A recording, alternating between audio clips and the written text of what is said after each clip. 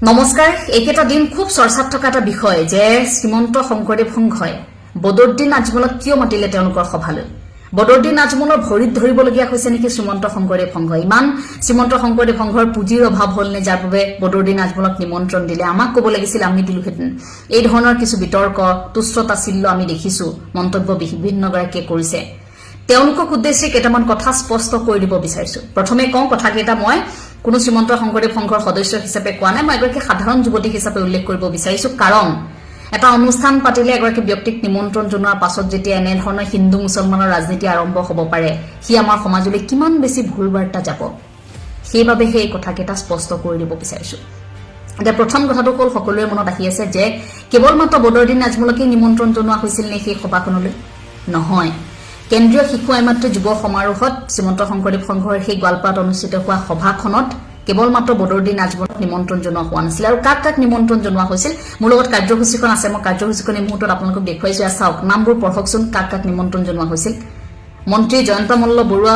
মন্ত্ৰী পীয়ুষ হাজৰিকা সাংসদ কুইন উজা ৰাজনীতিৰ সৈতে জড়িত হৈ থকা বহু কেইগৰাকী ব্যক্তিক এনেধৰণে নিমন্ত্ৰণ দিয়া হৈছিল অনুষ্ঠানটিলৈ আৰু এইখিনিতে এটা কথা কৈ মই খুব গৌৰৱান্বিত অনুভৱ কৰিম খুব সুখী যে এই অনুষ্ঠানটিলৈ মোকো এটা গধুৰ দায়িত্ব দি নিমন্ত্ৰণ জনোৱা হৈছিল এগৰাকী আলোচক হিচাপে কিন্তু খুব দুখৰ বিষয় দুখিত মই উপস্থিত থাকিব নোৱাৰিলো কিছু ব্যক্তিগত অসুবিধাৰ বাবে কিন্তু অনুষ্ঠানটিৰ প্ৰতি মোৰ সদায় সহযোগিতা আছিল আৰু থাকিব বাৰু যি কি নহওক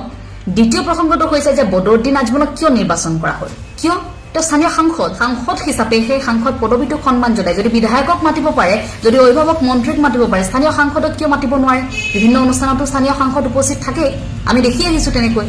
আৰু স্থানীয় ৰাজ্যৰ অনুৰোধ মৰ্মে এখন সভা যেতিয়া আয়োজন কৰা হয় বিভিন্ন অনুষ্ঠান আয়োজন কৰা হয় তাৰ পূৰ্বে কেইবাখনো সভা হয় আদৰণি সমিতিয়ে তাত আলোচনা কৰে যে কোন থাকিব নিৰ্দিষ্ট বক্তা কোন থাকিব বিশেষ অতিথি কোন থাকিব বিশিষ্ট অতিথি এইসমূহ আলোচক কোন থাকিব এইসমূহ সিদ্ধান্ত সভাত লোৱা হয় এজন দুজন ব্যক্তিৰ এয়া সিদ্ধান্ত নহয় এতিয়া মই তৃতীয়টো কথা উল্লেখ কৰিব বিচাৰিছো যে একাংশই বোলে এই কথাখিনিত বদৰুদ্দিন আজমল উপস্থিত থকাৰ বাবে কিছু ৰহস্যৰ গুণ পাইছে সেয়া কি জানে মুছলমান হিন্দু মুছলমানৰ ৰাজনীতি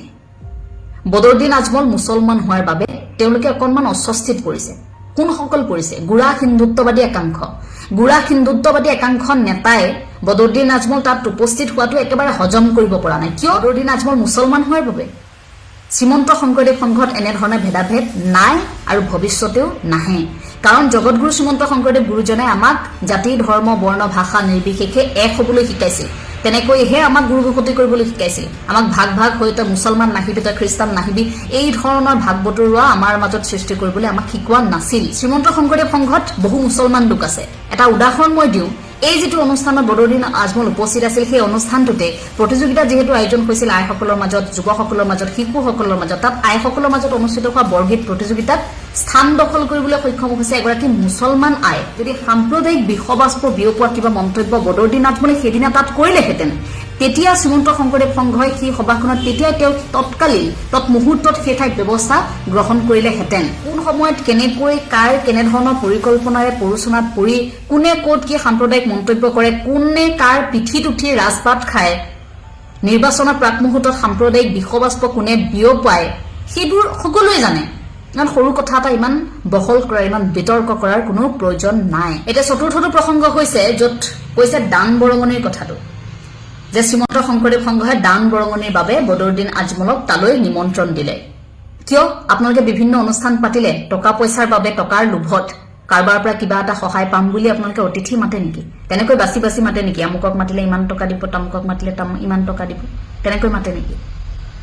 প্ৰধানমন্ত্ৰীগৰাকীক যেতিয়া অনুষ্ঠানলৈ নিমন্ত্ৰণ জনোৱা হয় প্ৰধানমন্ত্ৰীগৰাকীয়ে টকা দি থৈ যায় নেকি মুখ্যমন্ত্ৰীগৰাকীয়ে অংশগ্ৰহণ কৰা প্ৰতিটো অনুষ্ঠানতে মুখ্যমন্ত্ৰীয়ে টকা দিয়ে নেকি উপায়ুক্তগৰাকীয়ে অংশগ্ৰহণ কৰা বা আন ব্যক্তিসকল সমাজত প্ৰতিষ্ঠিত একাংশ লোক বা উচ্চ আসনত থকা একাংশ লোকে আপোনালোকৰ অনুষ্ঠানবিলাকত যেতিয়া অংশগ্ৰহণ কৰে প্ৰতিগৰাকী ব্যক্তিয়ে আপোনালোকক টকা দি থৈ যায়নে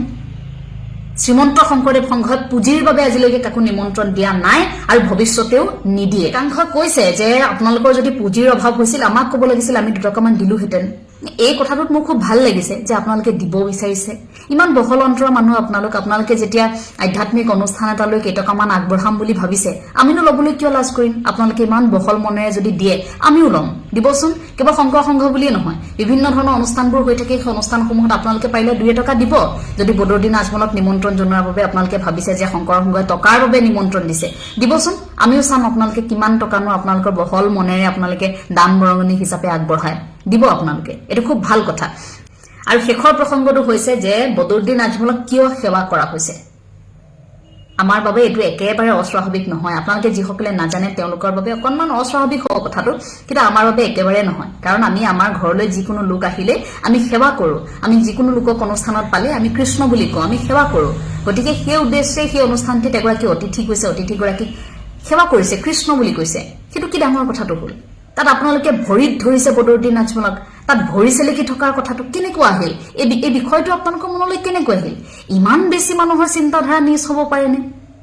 আপোনালোকে কোনো বিষয় এটা নজনাকৈ কেনেকৈ এটা আধ্যাত্মিক অনুষ্ঠান চলি থাকে তেওঁলোকৰ নীতি নিয়মবোৰ পৰম্পৰাবোৰ নজনাকৈ আপোনালোকে কিছুমান কথা ওপৰতে কৈ দিয়ে কেৱল মাত্ৰ বা লোৱা স্বাৰ্থ আৰু বদৰুদ্দিন নাজমলক তালৈ মতা হৈছিল সেই বিষয়টো ঠিকেই চালে তাত যে 3টা দিন ইমান সুন্দৰকৈ অনুষ্ঠান হ'ল সেই বিষয়টো আপোনালোকে নেদেখিলে